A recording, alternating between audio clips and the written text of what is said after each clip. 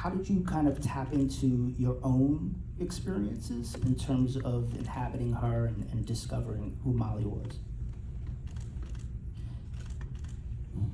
I think what I brought most from home was just protocol of how to be in approaching people about our stories.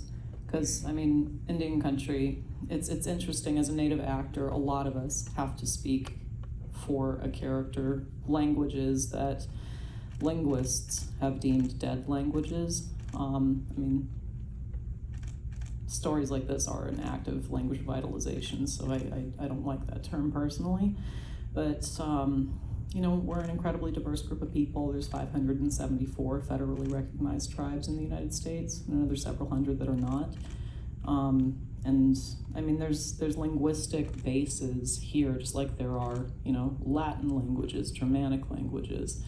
And the difference between Blackfoot, which I speak very little of. I can introduce myself, I can count to 10, I know some animals, I know the bad words. But in any case, it gave me like a process, but it's a very different syllabic system, it's a very different phonetic system. And I mean, Blackfeet and Osage, it's like difference between like German and Mandarin, you know? So it was a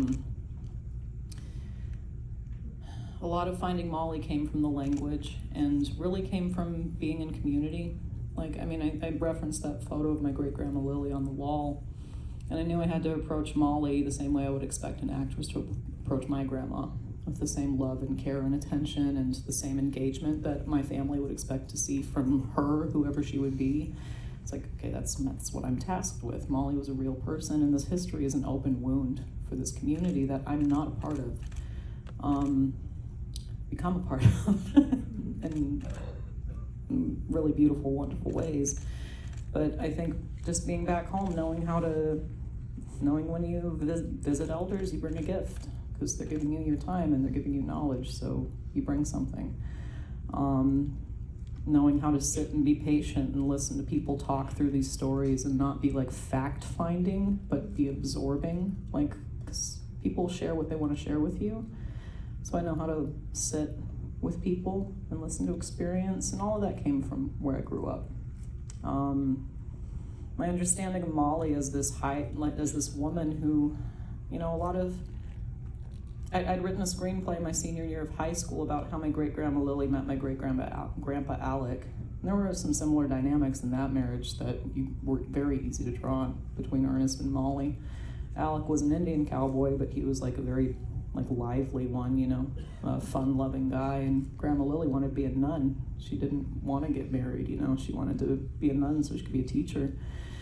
Got married off when she was 16, but anyways, like, the commonality was, Grandma Lily was, when she moved her family to Seattle, she was like the woman all the Seattle Blackfeet people would go visit, because they said it felt good to sit and talk Blackfoot, because she spoke fluently.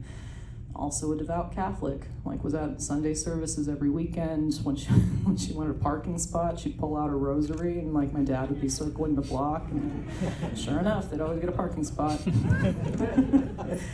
So those things, like relationship to culture, language, family, faith, were all very similar to Molly, and just given the fact that they were born within 10 years of each other.